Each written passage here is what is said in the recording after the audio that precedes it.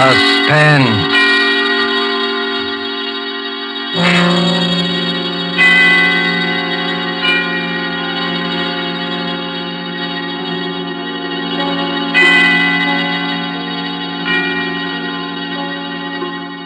This is the Man in Black, here again to introduce Columbia's program, Suspense. Our leading lady tonight is Miss Nancy Coleman, one of Hollywood's most powerful and resourceful young stars, whose performances you may have admired in King's Row, the current Warner Brothers picture Edge of Darkness, and other noted films. The story called Fear Paints a Picture is tonight's tale of suspense. If you've been with us on these Tuesday nights, you will know that suspense is compounded of mystery and suspicion and dangerous adventure. In this series are tales calculated to intrigue you, to stir your nerves, to offer you a precarious situation, and then withhold the solution until the last possible moment. And so it is with Fear Paints a Picture and Miss Nancy Coleman's performance, we again hope to keep you in suspense.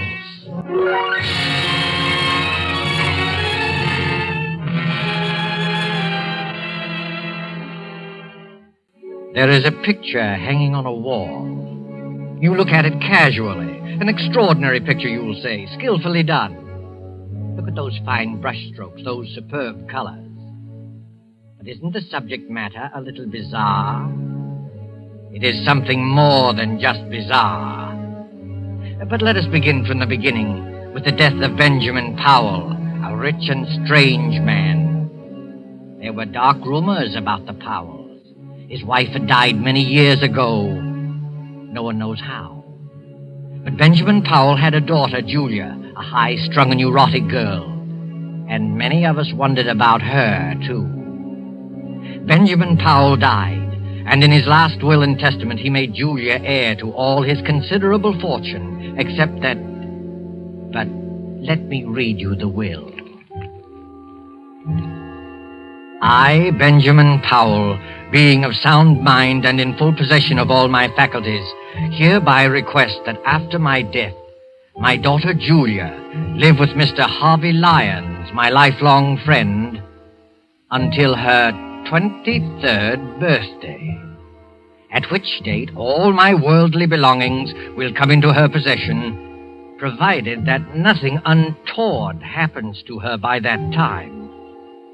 But in the event that she is incapable of taking over my estate upon her 23rd birthday, I hereby appoint Harvey and Laura Lyons as my final heirs, there being no other living blood relatives, and trust to their judgment that they will take care of Julia adequately and with kindness.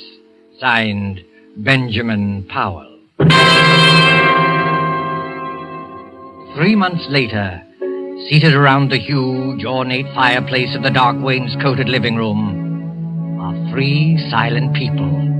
The heavy drapes that run from the high ceiling to the floor move softly in a gust of wind. For the past quarter hour, no one has spoken. Harvey reads his newspaper, Laura knits with nimble fingers, and Julia stares with unseeing eyes at an unopened book. You're not reading, Julia. I'm not concentrating. Are you feeling all right? I'm all right. You do look a little tired, Julia. Perhaps you'd better get some rest. I'm not tired, Harvey. I've been wanting to ask you... In a week, Julia will be 23. Isn't that wonderful, Harvey? Next Tuesday's her birthday. We'll have a party. I'll get old Tom and his fiddle, and we'll have a real old-fashioned party. Harvey, what did Father mean by the will? The will? Julia, perhaps you better go to bed. You look a little pale. The will said I might not be able to take over the estate by my 23rd birthday. What does it mean? I don't remember that. I didn't read the will very carefully. Yes, you did, Harvey. You know what I'm talking about. Perhaps we better discuss it in the morning. You're tired, I'm Julia. not tired, Laura. Please, Julia, I'd rather you wouldn't ask me. That's a delicate handkerchief, Julia. Twisting it will only tear the lace. I'm sorry, I didn't realize it. It's one of your best handkerchiefs. It's no use, Laura. I've got to know. You're a very high-strung girl, Julia, and I'd rather not upset you before bedtime. Upset me? You sort of get moody very often, Julia. Harvey. Laura, I'm not going to bed until I find out what all this means. I've got to find out. You don't like your room, do you? No, I don't. It's too big. The wallpaper. I don't like the pictures on the wall. There's nothing wrong with a big room. Everyone prefers a large room. Everyone likes pictures on the wall. Well, maybe it's the kind of pictures. Yes, it's the pictures. They rub me the wrong way. You see, your feelings about things are different. Different from the feelings of normal people. Normal people? Oh, I'm sorry. I shouldn't. I can't stand this torturous way of telling her. I'll tell you, Julia. Your mother died in an asylum. She went mad after her 23rd year. It's been in the family for generations. I never saw my mother. I thought... We didn't want to tell you this. I wish we hadn't, but you forced us. You mean I'm liable to become insane? Well, you see, any one of us can become insane. There's nothing wrong with me. I'm perfectly all right. I'm as sane as anyone. Being high-strung doesn't make me mad. I don't like it here. I don't like this house. I'm sane. I'm sane. Of course you are, Julia. There's nothing the matter with you. You'll be all right. Your father wasn't sure, that's all. You're as sane as any of us. Come along. I'll take you to your room. We'll have a cup of tea together.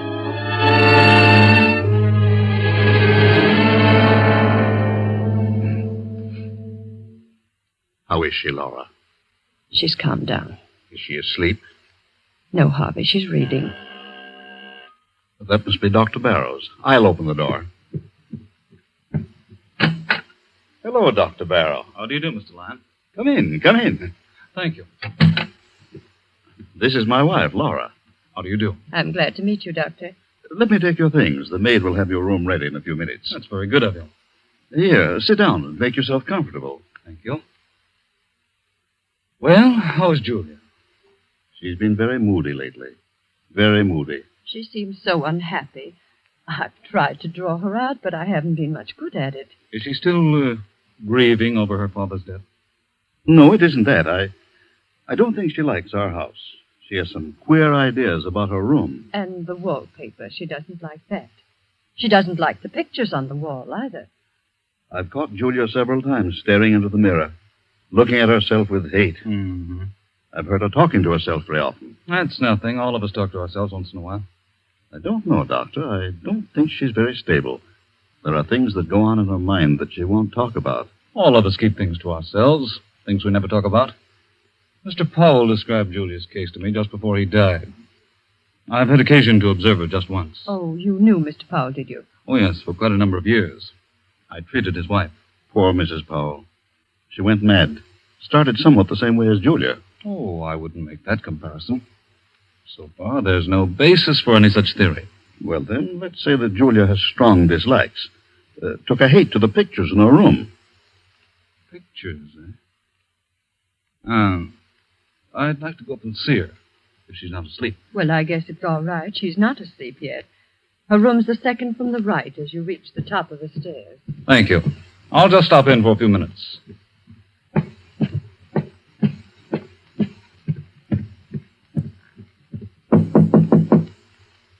Come in. Hello, Julia.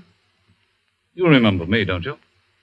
No, not exactly. I'm Dr. Barrow, a friend of your father. I treated your mother. My mother? No, don't be alarmed.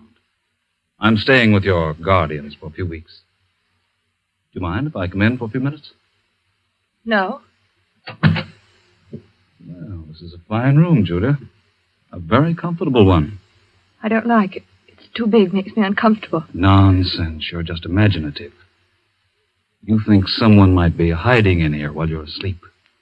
Is that it? It isn't that. Don't you like that picture, Julia? What picture? The one you're staring at. I wasn't staring at it. Just looking at it, eh? Looks like a fine painting. I don't like it. I'm going to have it removed. You can if you like, Julia, but I don't think you should. It's an unpleasant picture. Gives me nightmares. Look at it. That frightful-looking man about to come through the doorway, and the unsuspecting girl sitting in a chair with her back towards him. He's not frightful-looking at all. It's just the black scarf around his neck. He's about to kill her. You certainly have a vivid imagination. I'm sure the artist had no such idea in mind. I hate the picture. I'm going to ask Harvey to take it out of here. No, Julia. You mustn't be afraid of it. The longer you keep looking at it, the less afraid of it you'll be. You've got to conquer your fears, or they'll conquer you. Well, that picture has a horrible fascination for me. I can't take my eyes from it. Last night, I dreamed that the man in the picture came through the door with a knife in his hand and killed the girl. It was an awful dream. But that was only a dream. If I take that painting off the wall, you'll find other things to be afraid of. Now, you do as I say. Forget about that picture. Get a good night's sleep. Nothing like a good night's sleep to lift your spirits. If that picture fascinates you, keep looking at it. Don't be afraid of it. Will you do that? Yes, Dr. Barrow, if you say so. That's fine. I'll see you in the morning. Good night, Julia. Good night.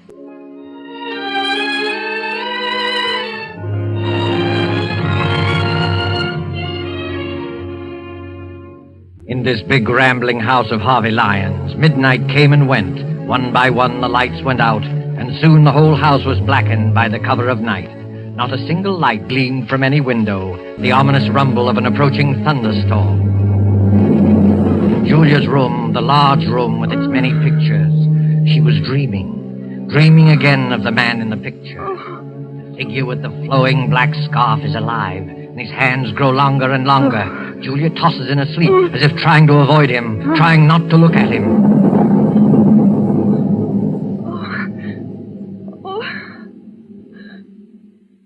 Who's there? Oh. It was only thunder. What a terrible dream. That awful picture. What was that? There's someone in this room. Someone's hiding in this room. The light. Where's the switch? Where is it? Oh, here. There's no one here. It's coming from the ceiling. From up above me. It's my imagination. There's nobody there at this hour. Nobody. I've got to go back to sleep. Dr. Barrow said I need sleep.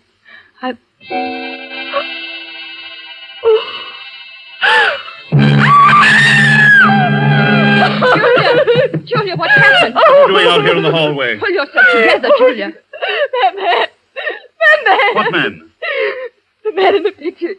He's moved. What do you mean? The picture. The man at the door. He's not at the door. He's inside the room. You must have been dreaming. Of course, dear. It was only a dream. I heard a scream and Julia, what's happened to you? She says she saw a man in one of the paintings move. Oh, I see. He did move. I saw it. He's not outside the door anymore. He's inside. You dreamed that, Julia. That's what I said. It wasn't a dream. The thunder wakened me. I woke up and heard footsteps coming from the ceiling. I thought it was my imagination, and then I looked at the picture.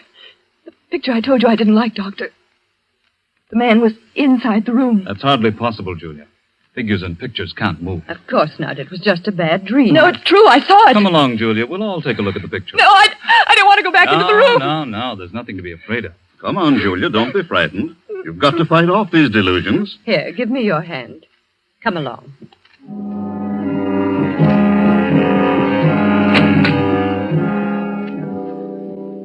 Well, now, what picture was it? The one near the bed. Oh, yes, the picture by Gregory. It's one of our oldest paintings. Well, there it is. It's the same as I saw it a few hours ago. Look at it, Julia. I can't believe it. The man with the black scarf is still outside the door. And he'll stay there until that picture crumbles to dust. I could have sworn I saw him inside the room approaching the girl. Dreams can be very vivid. And there are no footsteps coming from the storeroom. I must be out of my mind. I could have sworn. Nothing at all, Julia. All of us occasionally have vivid, realistic dreams. Once I dreamed I was being chased by a herd of elephants. It was so real I heard the thundering footsteps even after I woke up. It was so... Delusions can be very real and horrifying. You do believe, don't you, Julia, that it was only a nightmare? Yes, I think so. If Julia wants to, I'll take the picture out of her room. I don't think it's wise. You have to fight these unreasonable fears. That's true, Julia. Never give in to them. Well, I'll go crazy if I keep looking at that picture. It might be the other way around, Julia. If you run away from it, the mental disease prevalent in your family will take firm hold in you. You will get worse and worse, as Dr. Barrow says, until you be afraid of your own shadow.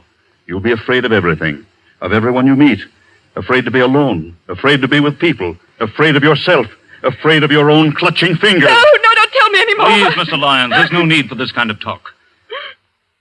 Julia, look at the picture. It's nothing but some paint on a canvas with a primer on it. There's nothing about it that can harm you. And the danger lies in yourself.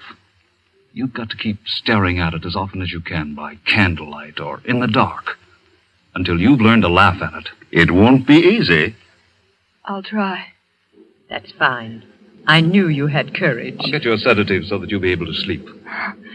I'll be all right in the morning. I'm sorry I became hysterical. And I'm sure you won't let yourself go anymore. I promise. You're sure you're not afraid now? No, I'll be all right. I'm sure I'll be all right.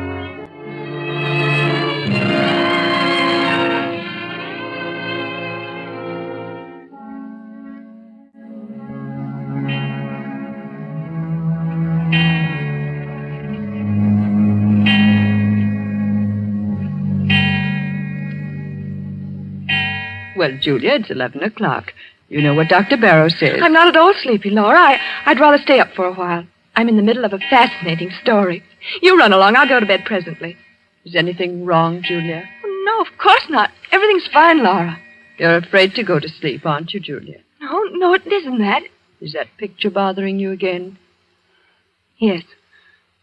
Last night I heard footsteps again. Sound woke me, and the figure in the picture, it moved. It moved closer to the girl. How terrible. Why didn't you call me? We thought you were over it. It hasn't bothered you these past 3 nights. Well, I didn't want anyone to know. I took some sleeping tablets, and I fell asleep again. In the morning, the picture was the same as ever. That's a brave girl. Laura,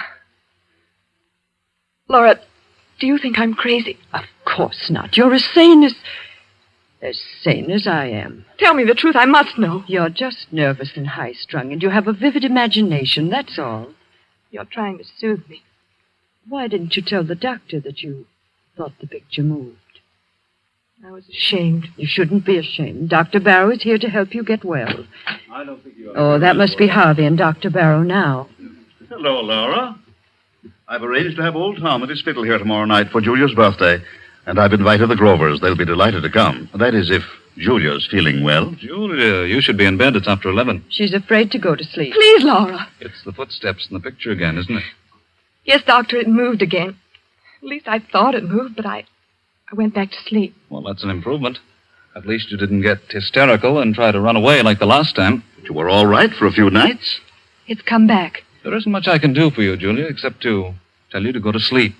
Fight off these delusions. You've got to do that. Come, Julia, I'll go with you to your room. Well, perhaps you can sleep in my room tonight, Laura. Just tonight. I'll feel a lot more comfortable tomorrow night. I'll be able to face it alone much better. No, Julia, that would be an admission of defeat. All right, if you think it's best. Good night. Good night, Julia. Well, keep up your courage.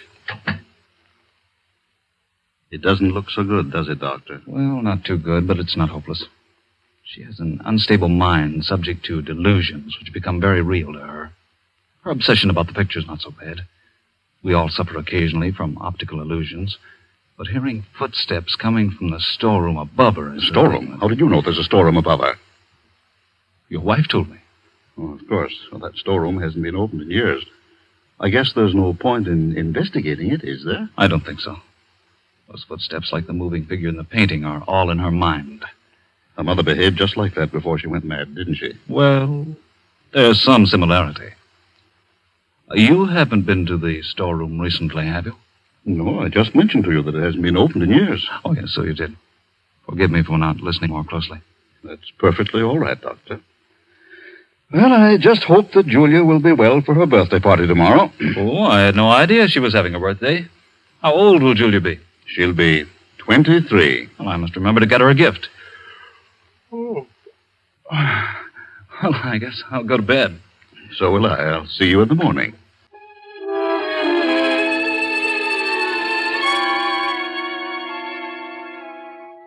But Julia wasn't thinking about her birthday. During the 10 or 15 minutes she spent in Laura's room, fear fluttered in her heart. When she finally stood alone inside her own room, panic, black, unreasoning panic began to take hold of her. In wild haste, she began to undress, never looking at the picture. I won't look at it. I won't. I'll go right to sleep. I'll take some pills and fall asleep. What was that? Oh. It was nothing. Nothing at all. All I have to do is keep from looking at the picture. I won't look at it. It can't do me any harm if I don't see it. I mustn't even think of it. I'll think about the trip I made to South America. It was a wonderful trip. The sunset. What was there? Footsteps. Those footsteps again. I mustn't hear it. I mustn't hear it. It was a wonderful trip. The blue Caribbean. Rio's a beautiful city. Sugarloaf Mountain, the music, the dancing. Those footsteps. It's not footsteps. It's just my heart beating. I'll close my eyes. I'll sleep. Sleep. Why can't I sleep? Oh, Lord, let me sleep. I don't want to look at the picture. I won't. I know what I'll see. He'll be closer to her. Maybe he'll have killed her. I mustn't open my eyes. I mustn't. I won't.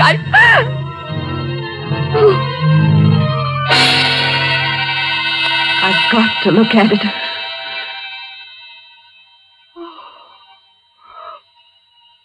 He's moved.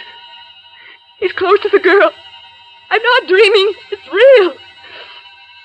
The girl? It's me. That girl is me. Me. I can't stand it. I can't.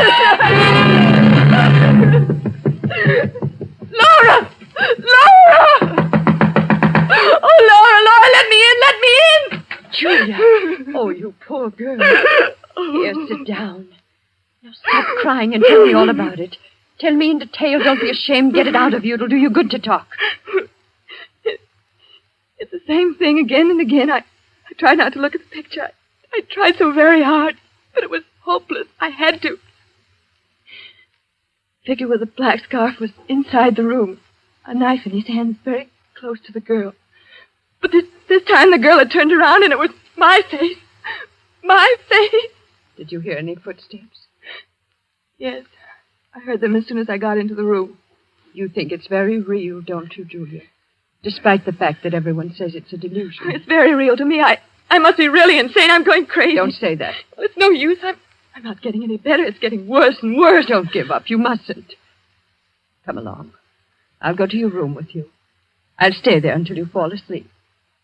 Unless you want to stay here. Oh, I don't know. I don't know what to do. Will you stay with me, Laura? Yes, Julia. Come, let's go back.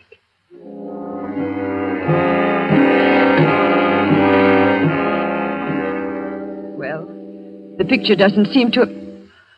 What's the matter, Laura? Nothing. Nothing at all. There. Did you hear it? Footsteps? It was probably a board creaking. Now you go to sleep. I think everything will be all right in the morning. You won't leave me? No, Julia. I'll be here. Thank you, Laura. Thank you very much.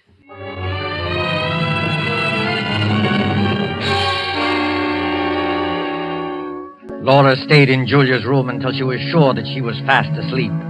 Then carefully she tiptoed out of the room, closing the door gently behind her. Julia slept peacefully, feeling safe and secure. Several hours passed, and then suddenly Julia awoke. She sat bolt upright and wide awake with her heart pounding away. Laura. Laura, is that you? Laura! Oh, she's gone. She's left me alone. But I'm not alone. Something woke me. The picture. It's the picture. I must look at it again. If he's moved again, I don't know what I'll do. I'll turn around and look straight at it. I'll look straight at it.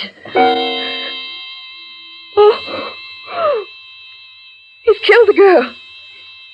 He stabbed her. He stabbed me. I'm the girl. Oh, I've got to get out.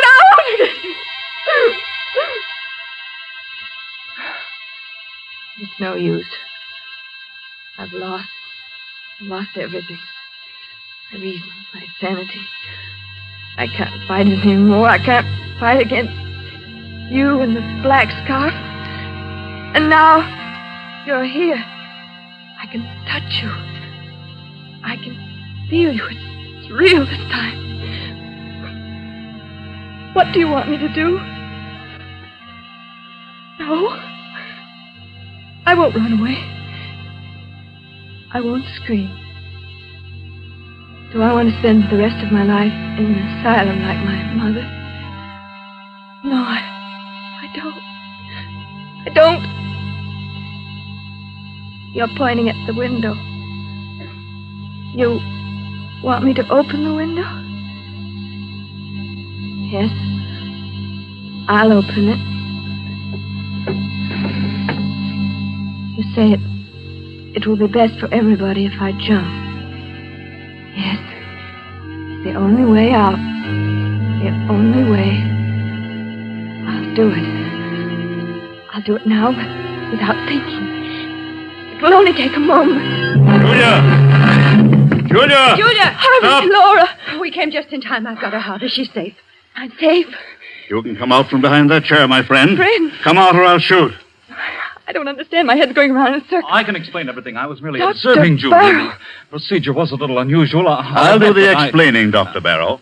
You tried to drive Julia crazy. Tried to drive me crazy. That's right. He tried to do it with the picture. You're all making a serious mistake. Mistake. Look at the picture. The figure is inside the room stabbing the girl. No, it wasn't your imagination, Julia. He painted several pictures, each one of them with the figure close to the girl. He used the storeroom upstairs. That's why you heard footsteps. I got suspicious when I found a black scarf in his room. And when I looked at the picture a little while ago, it was full of dust.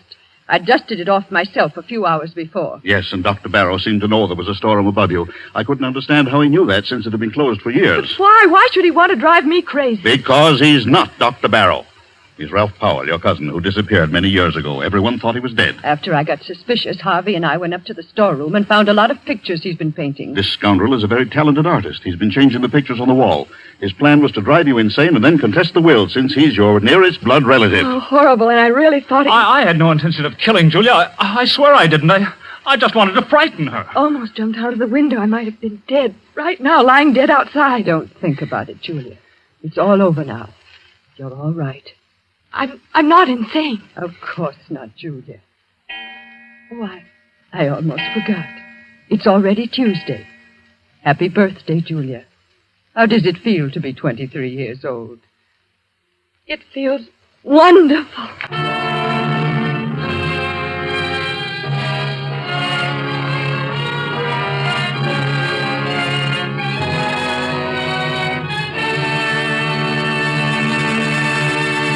And so closes Fear Paints a Picture, starring Nancy Coleman, tonight's tale of Suspense. Appearing with Miss Coleman were Edwin Maxwell as Harvey Lyons, Fred MacKaye as Dr. Barrow, and Beatrice Benaderet as Laura. This is your narrator, the Man in Black, who conveys to you Columbia's invitation to spend this half hour in suspense with us again next Tuesday, when our star will be Mr. Peter Lorre in the suspense play called The Moment of Darkness. William Spear, the producer, Ted Bliss, the director, Lucian Marowick, the composer, Lat Gluskin, the musical director, and Sigmund Miller, the author, collaborated on tonight's Suspense. This is the Columbia Broadcasting System.